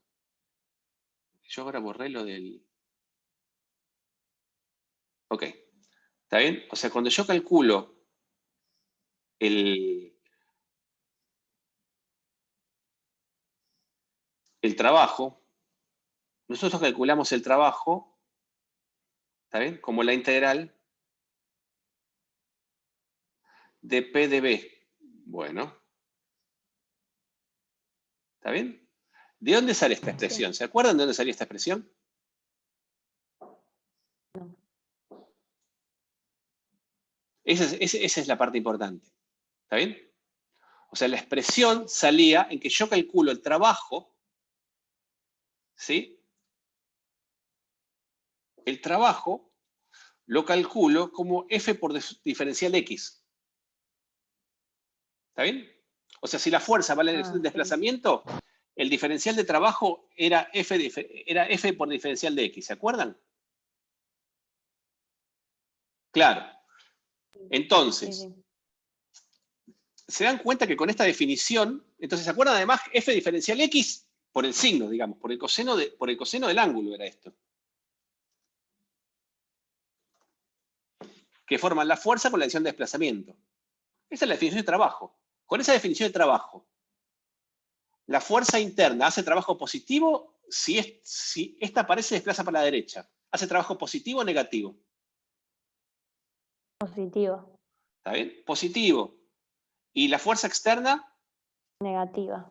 Negativa. Entonces, fíjense que el trabajo de la fuerza interna es la fuerza interna por diferencial de X y el trabajo externo, por la propia definición de trabajo que vimos antes, es la fuerza externa, es menos la fuerza externa por diferencial X. ¿Lo ven eso? En algún ejercicio lo hicimos a esto, de hecho, Por eso, hasta acá, entonces, de termodinámica. ¿sí? Entonces, la fuerza interna la puedo expresar como la presión por el área. ¿Está bien?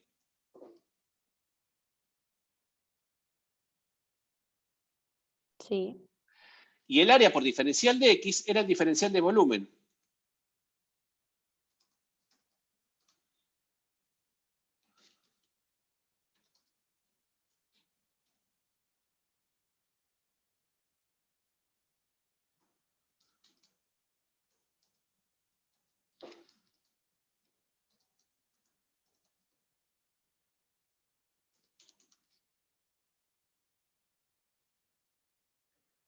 Entonces, ¿lo ven esto? Sí, se ve. Que automáticamente sale de acá que el trabajo, si yo calculo el trabajo de la fuerza interna, expresión por diferencial de volumen, pero, ¿cómo puedo poner? Bueno, no sé cómo puedo editar esto.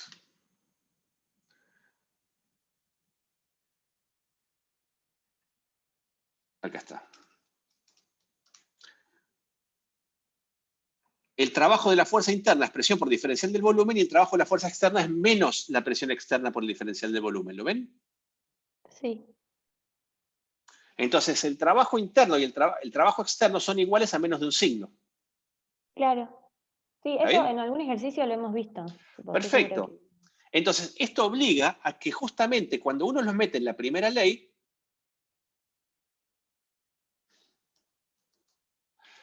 si yo expreso la primera ley como Q menos DW, perdón, menos W, ¿está bien? Acá va menos. ¿Por qué va un signo menos acá? Porque cuando el sistema se expande, lo hace a costa de su energía interna. ¿Está bien?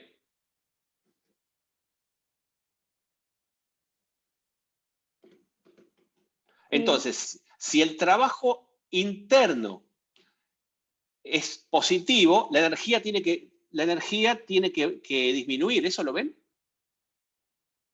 Sí, porque estás haciendo trabajo. Exactamente. Entonces, ahora, si yo esto lo pongo en términos del trabajo externo, lo tengo que poner con el signo cambiado.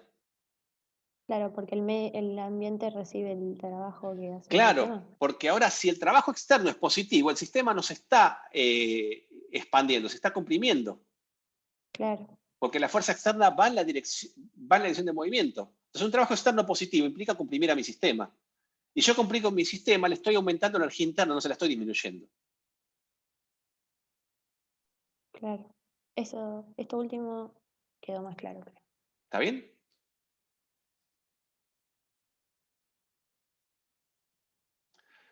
Entonces, si yo uso el trabajo externo, bueno, va acá con un signo más, pero lo tengo que calcular acá con un signo menos.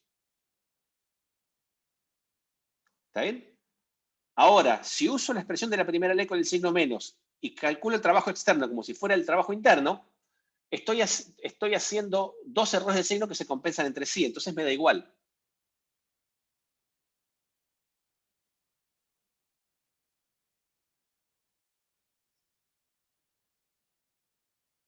Eso quizá no lo Bueno, vean, eso pero yo sí. claro, eso último no lo estaría viendo, Claro. pero yo hasta acá vengo bien, ¿eh? No Bien. sé, Sofi, cómo quedó. No, a mí me generó ruido nomás eso de que como que la práctica, Pablo decía, como que la única presión que nos interesa es la externa porque es la que te sirve para calcular trabajo, como que ahora me confundí. Claro, porque la presión externa la tenés bien definida, aunque el proceso sea el proceso reversible o irreversible. ¿Está bien? Entonces siempre puedes Sí, por calcular el eso. trabajo en la presión externa.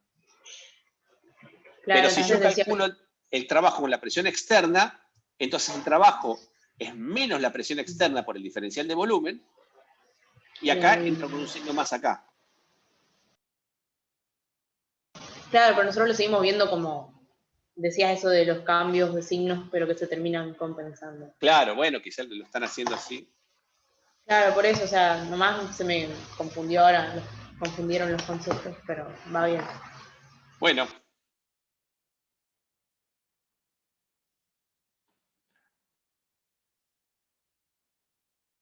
Muy bien. Seguimos con la segunda ley entonces. ¿Se acuerdan cuál es el enunciado de la segunda ley?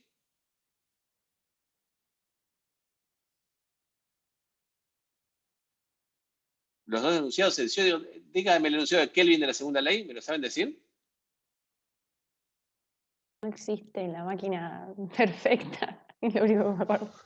No, que era que no puedes transformar todo el calor en trabajo sin Que no cambiar podés. otro estado, algo así era, ¿no? Exactamente. El enunciado de Kelvin lo que te dice que es imposible que un sistema pueda extraer energía en forma de calor de una sola fuente térmica y convertirlo completamente en trabajo sin que se produzcan cambios netos en el sistema o en el medio. ¿Está bien? O sea, vos no podés hacer una transformación que tenga como único resultado, y único ahí es muy importante, que transforme todo el calor de una sola fuente y lo transforme íntegramente en trabajo.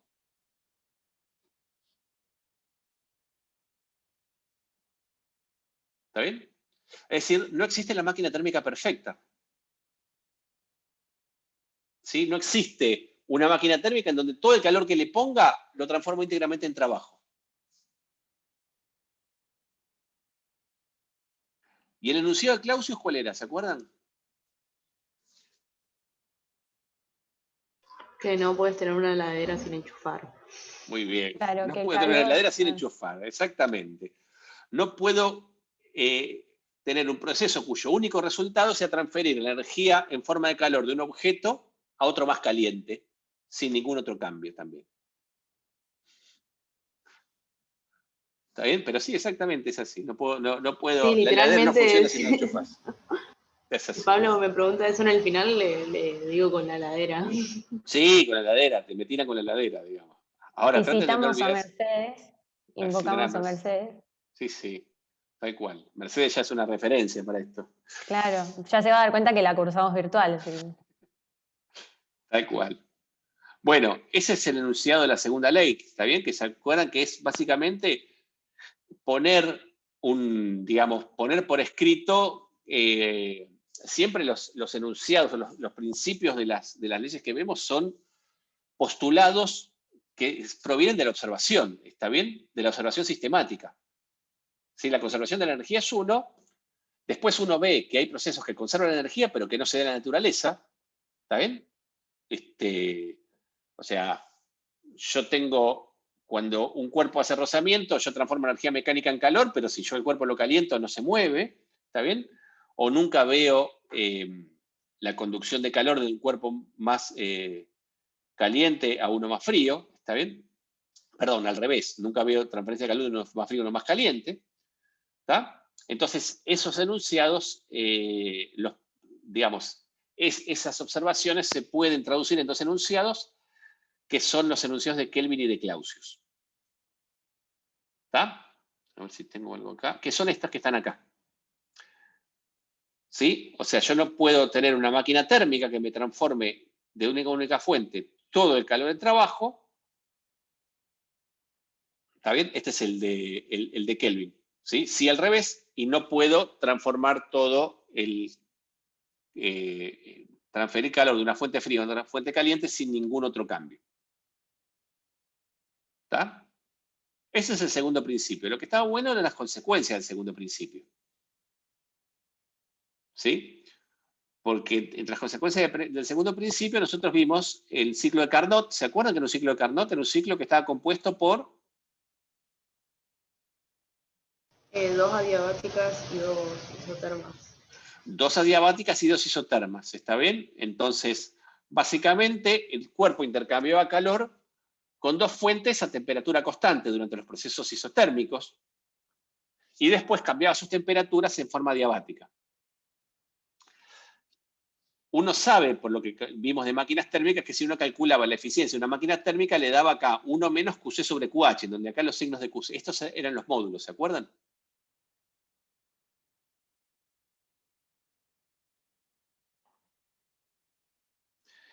Y si calculamos para una máquina de Carnot,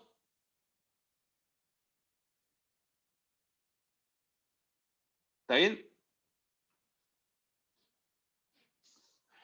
Esto me daba que era igual a TC sobre TH. ¿Está bien?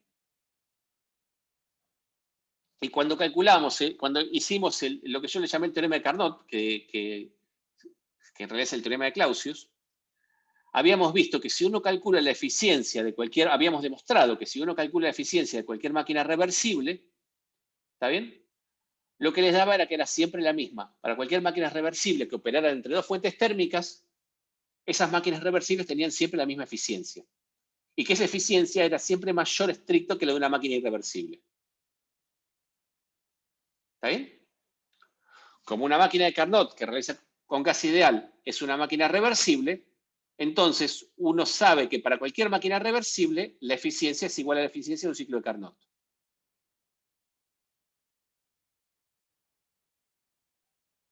Y además, uno veía que el cociente de los calores que intercambiaba entonces las máquinas térmicas con las fuentes era igual al cociente de las temperaturas. En particular, que el calor que intercambiaba cada fuente con la máquina térmica, si esa máquina era reversible, era solo función de la temperatura de la fuente. Con lo cual, uno acá tenía una medida, ¿está bien? Que es el calor que intercambia una máquina térmica reversible con una fuente, que solo depende de la temperatura, independientemente de la sustancia, independientemente del ciclo. Entonces, midiendo ese calor, era una forma de medir la temperatura, y entonces uno con esto podía definir la temperatura absoluta. ¿Está bien? Esto se los cuento porque para mí es un resultado súper importante desde el punto de vista teórico, pero para el parcial que van a tener la semana que viene, no es algo que entre a jugar este tipo de conceptos, ¿está bien? Ni el teorema este de Clausius, ni la definición de temperatura absoluta. ¿Está bien? Lo que sí estaba bueno, que lo que habíamos visto, es que esta consecuencia del teorema de Clausius de las máquinas reversibles implicaba esta otra, que cuando teníamos una máquina térmica que trabajaba no con dos fuentes, sino con infinitas fuentes, que se cumpla el segundo principio de la termodinámica implicaba que se cumplan estas cosas. Es decir, que si uno calculaba la integral a lo largo del ciclo, de un ciclo, del calor intercambiado dividido a temperatura, esta integral me daba menor o igual que 0. Y que esta integral era estrictamente 0 para cualquier ciclo reversible, y por lo tanto menor estricta que 0 para cualquier ciclo irreversible. ¿Hasta acá vamos?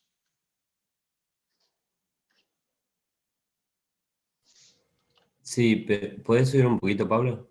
Sí, decime. ¿Hasta acá? Sí, ¿qué significa ese como que si fuera ángulo, que le sigue un MR? Para todo. Es el para todo de matemática. Es como si fuera un Ok. ángulo parado. Para toda máquina reversible, quiere decir.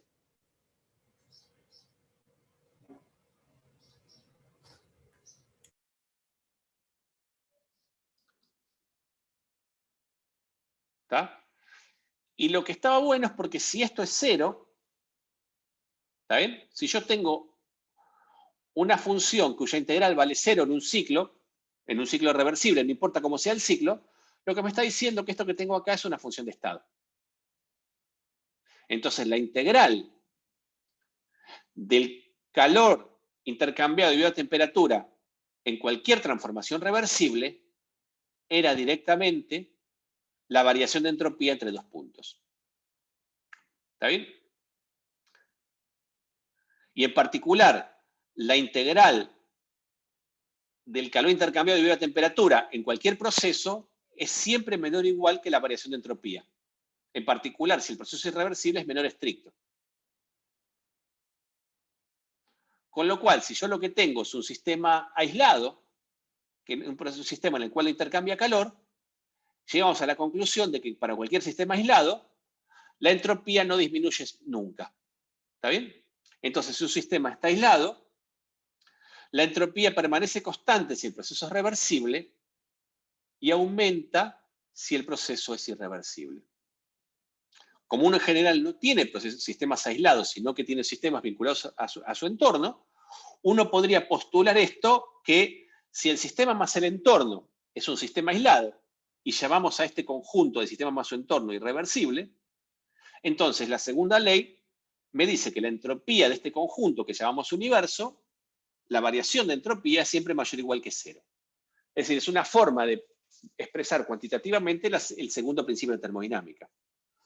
Por lo tanto, en cualquier proceso reversible, la variación de entropía del universo es 0, y si el proceso es irreversible, la variación de la entropía del universo aumenta. Perdón, es mayor que 0, con lo cual la entropía aumenta. ¿Podrías volver a subir en la, creo que era ecuación 4? Sí. O sea, ahí vos estás diciendo que es la integral de un proceso irreversible. Yo lo que digo es que si yo integro, sí, acá esto en realidad, si yo pongo acá menor o igual, esto es general. ¿Está bien? No solo para un proceso irreversible, esto es menor estricto. ¿Está bien? Acá tengo claro. Tengo ese cosa, digamos. Yo que digo es que si yo calculo la integral para ir desde A a B de dq sobre t, esta integral sobre cualquier proceso es siempre menor o igual que la variación de entropía entre esos dos puntos. En particular, si el proceso es irreversible, es menor estricta. Y si el proceso es reversible, es igual. Es la variación de entropía.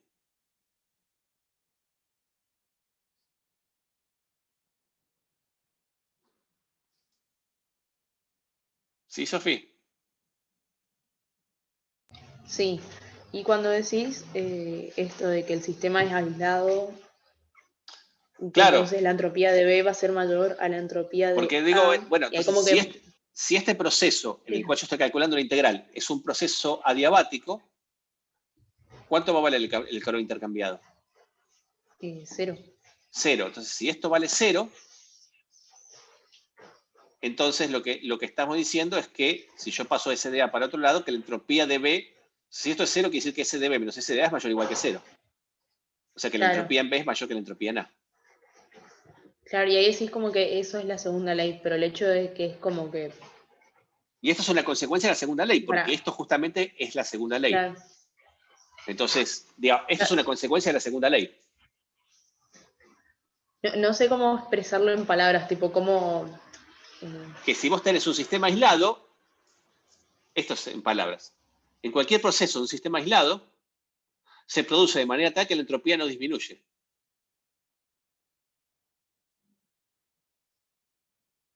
Aumenta si el proceso es irreversible y se queda constante si es reversible.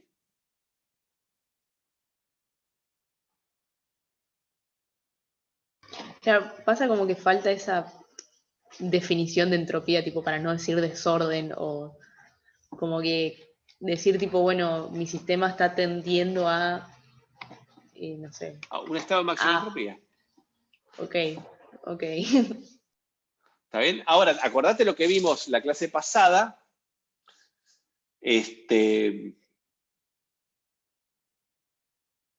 Al final, perdón, les confirmaron que el parcial pasa para el jueves, ¿no? Sí. Para el jueves 3. Ok.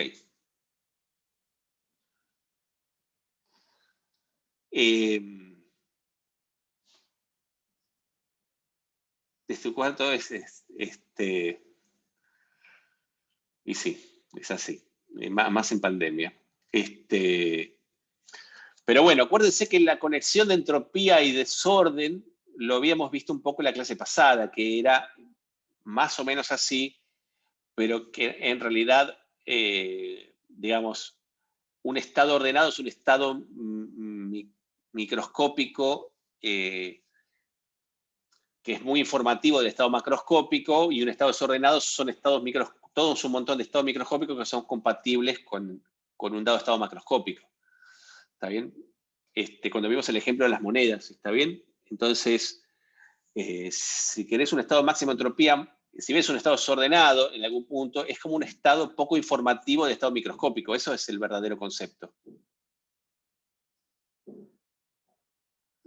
¿Está bien? Y acuérdense que cuando decimos universo, acá nos referimos a lo que es el sistema más el entorno, en este contexto. No es el universo como que le llamamos el conjunto de todas las cosas vivas, digamos, aunque también lo podríamos pensar en esos términos.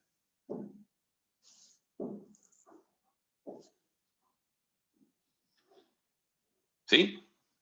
¿Hay alguien ahí o se fueron todos? Estamos.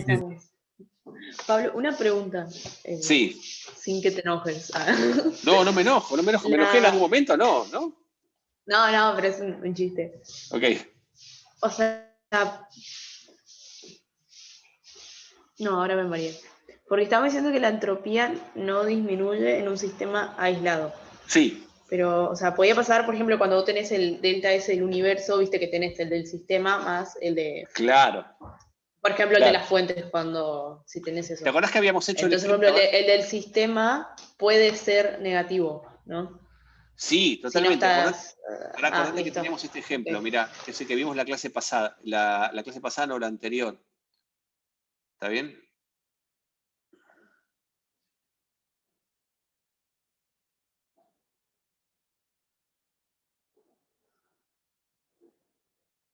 A ver si esto te aclara.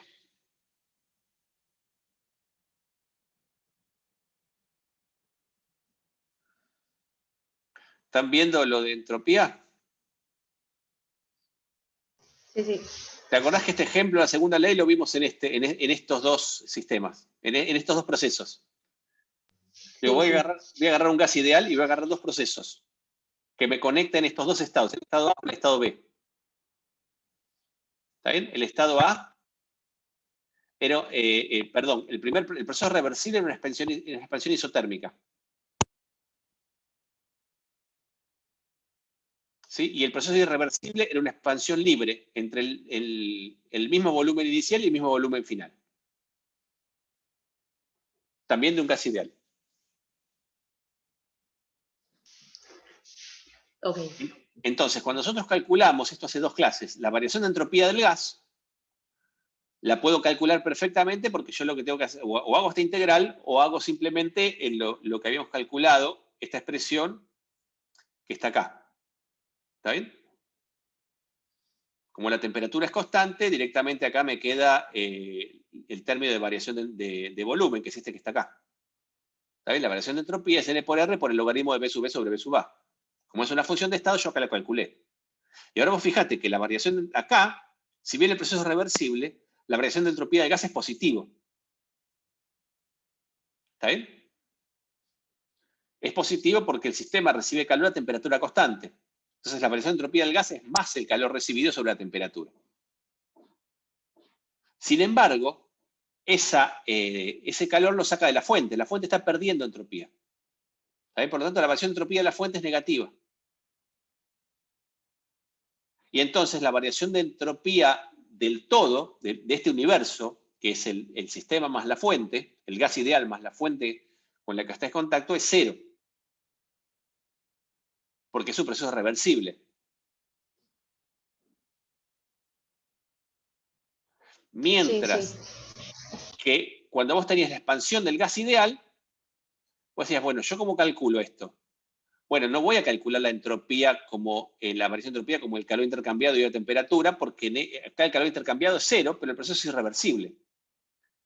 Entonces yo quiero calcular la variación de entropía del gas, lo que tengo que hacer es fijarme un camino reversible que me conecte dos estados que tengan la misma temperatura. Bueno, ese camino es la expansión isotérmica del ejemplo anterior. Por lo tanto, la variación de entropía del gas acá también es positivo y es igual que antes. Pero lo que es cero es la variación de entropía del entorno, porque no intercambia calor. Entonces, cuando vos tomás el gas más el entorno, en este caso, la variación de entropía es mayor que cero.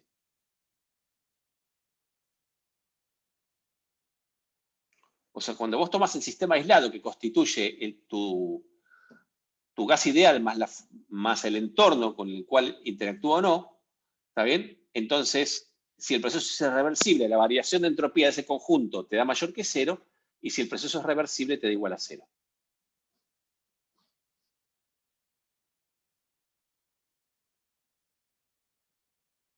Sí, sí, creo que va. ¿Está bien? Como que me estaba confundiendo, tipo, vos estás llamando sistema aislado a el universo. Claro, exactamente. Porque por ahí a veces me confunde, como que, no sé, en algún ejercicio te dicen, calcule la entropía del sistema, pero como que llaman sistema, no sé, al gas o a... No, bueno, en ese caso puedes calcular variación de entropía. Exactamente, pero en ese caso, ahí podés calcular la variación de entropía de tu sistema. Sí, sí. ¿Está bien? Siempre la podés calcular. Pero la que cumple la segunda ley. Claro, la que cumple que no disminuye es la del universo. La del universo, exactamente. Listo. Eso. Genial. Exacto. Gracias. ¿Está bien? ¿Nunca bajo ningún punto de vista disminuye la entropía del universo? Tipo, si no sé, yo ahora acomodo mi casa, ¿no estaría disminuyendo?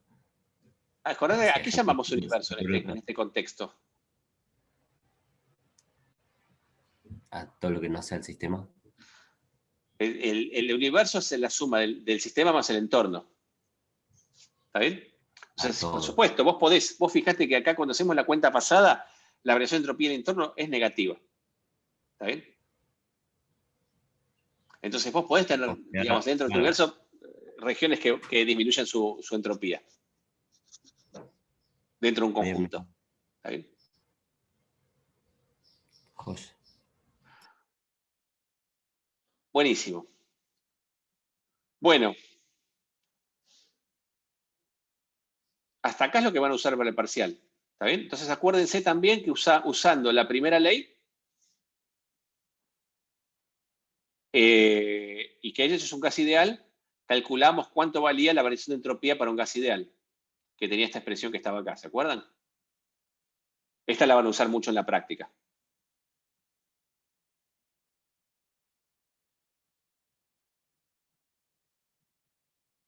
No, eso no me acuerdo, perdón. ¿No te acordás?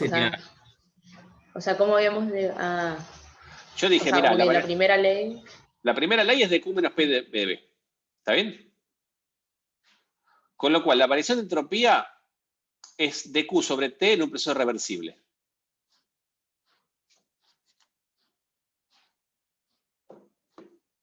¿Sí?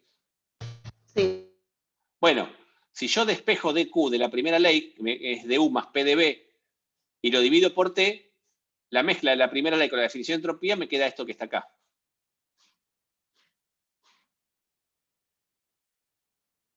Esto que está acá, ¿lo ven? Este signo está mal, ¿se dan cuenta? Sí, te iba a decir eso. Porque, Muy o sea, bien. pasaste el trabajo y ahí... Sí, sí, acá está mal y después lo hago bien de vuelta en la de abajo, ¿está bien? Pero acá es un signo más.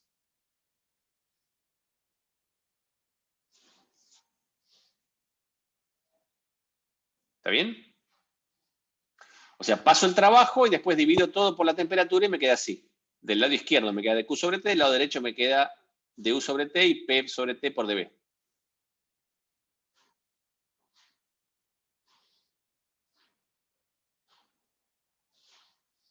¿Estamos bien hasta acá?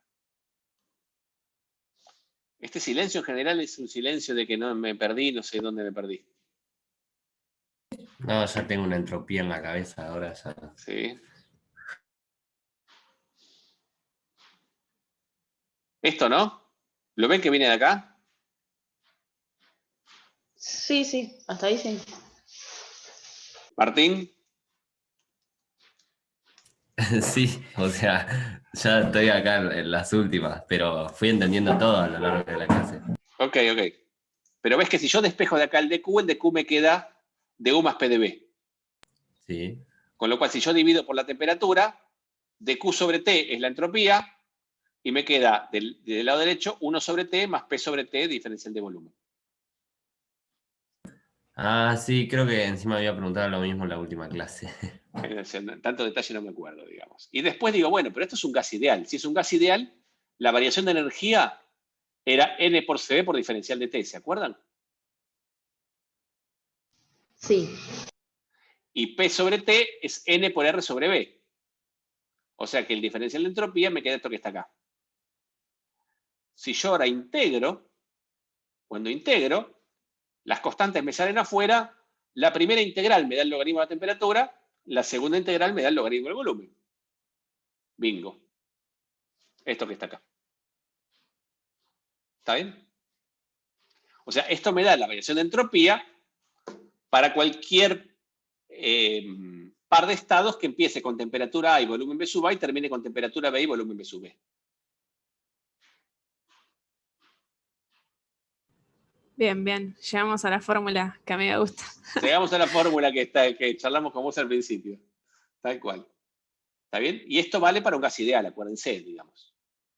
Con lo cual esto yo puedo interpretar que la entropía de un gas ideal, dada la temperatura y el volumen, tiene esta expresión a menos de una constante.